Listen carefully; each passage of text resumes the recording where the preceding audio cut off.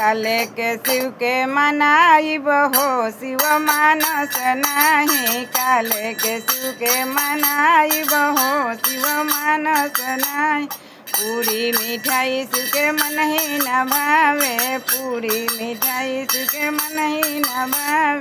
भंगिया के गोला कहाँ पाइब हो शिव मानस नहीं।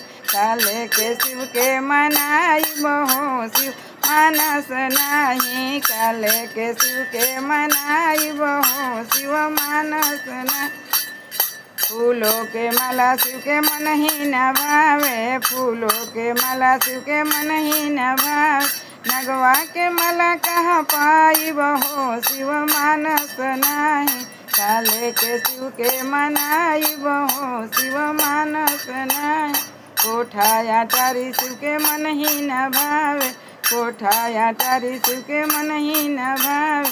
टूटही मड़ैया कहाँ पाइब हो शिव मानस नहीं। काले के शिव के मनाइब हो शिव मानस नहीं। काले भोला के मनाइब हो शिव मानस नहीं। अरे गाड़ी से घोड़ा शिव के मन ही न भावे। गाड़ी से घोड़ा शिव के मन ही न भावे। मसहा बैला कहाँ पाइब हो शिव मानस नहीं।